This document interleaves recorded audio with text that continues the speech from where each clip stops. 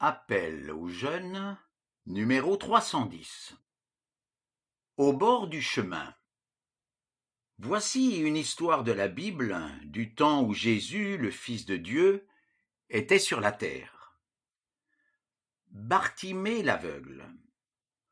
Comme Jésus sortait de Jéricho, avec ses disciples et une grande foule, Bartimée l'aveugle, le fils de Timée, était assis au bord du chemin et mendiait. Ayant entendu dire que c'était Jésus le Nazarénien, il se mit à crier et à dire « Fils de David, Jésus, aie pitié de moi !» Beaucoup le reprirent pour le faire taire, mais il criait d'autant plus fort « Fils de David, aie pitié de moi !» Jésus s'arrêta et dit « Appelez-le !» Ils appellent l'aveugle en lui disant « Bon courage, lève-toi, il t'appelle. » Alors, jetant loin son vêtement, il se leva d'un bond et vint à Jésus. Jésus lui répondit « Que veux-tu que je fasse pour toi ?» L'aveugle lui dit « Mon maître, que je recouvre la vue. » Jésus lui dit « Va, ta foi t'a guéri. » Aussitôt, il recouvra la vue et le suivit dans le chemin.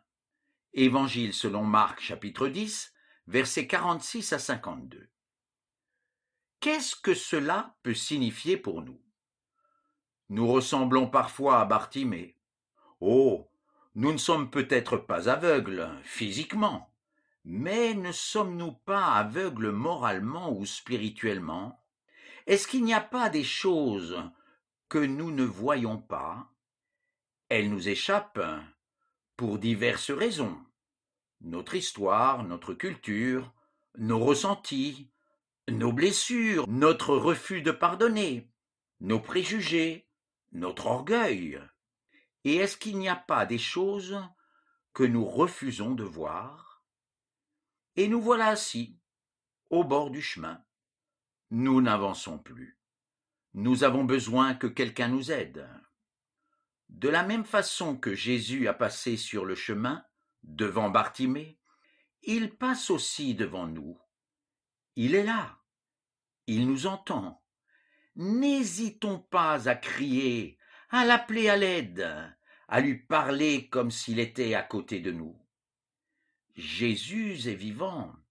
Il nous aime et nous avons de la valeur à ses yeux. Il est attentif à tout ce qui nous concerne.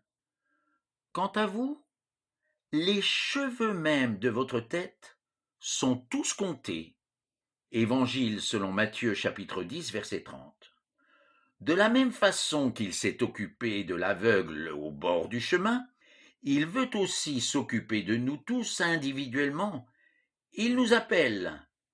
Venez à moi, vous tous qui vous fatiguez et qui êtes chargés. Évangile selon Matthieu chapitre 11 verset 28.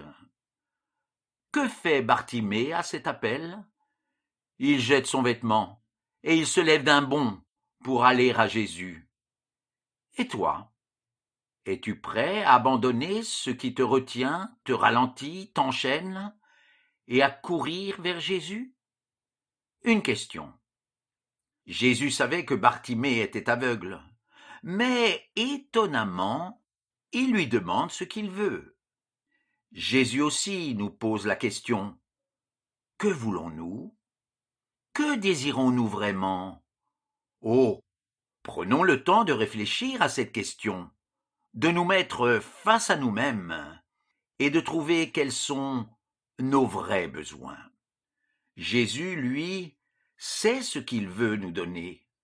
Regarde, j'ai mis aujourd'hui devant toi la vie et le bonheur.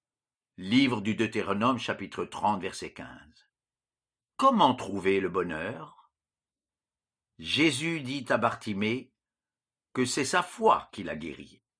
Oui, il n'y a que la foi qui sauve, qui guérit. Cela veut dire accepter que par nous-mêmes, nous ne pouvons pas faire le bien, reconnaître qu'au fond de nous, nous ne sommes pas en paix et que nous ne pouvons pas accéder au bonheur éternel avec Dieu à cause de tout le mal ou le péché que nous avons fait et qui nous sépare de lui. La foi, c'est croire que Jésus veut notre bien, qu'il a payé à notre place la condamnation pour nos péchés, qu'il a déjà tout fait pour nous donner une joie durable et une paix profonde. Christ a souffert une fois pour les péchés, le juste pour les injustes, afin de nous amener à Dieu. Première épître de Pierre, chapitre 3, verset 18. Lui a porté nos langueurs et s'est chargé de nos douleurs. Livre du prophète Ésaïe, chapitre 53, verset 4. La foi, c'est croire en la miséricorde de Dieu et se confier en lui pour la vie présente et éternelle.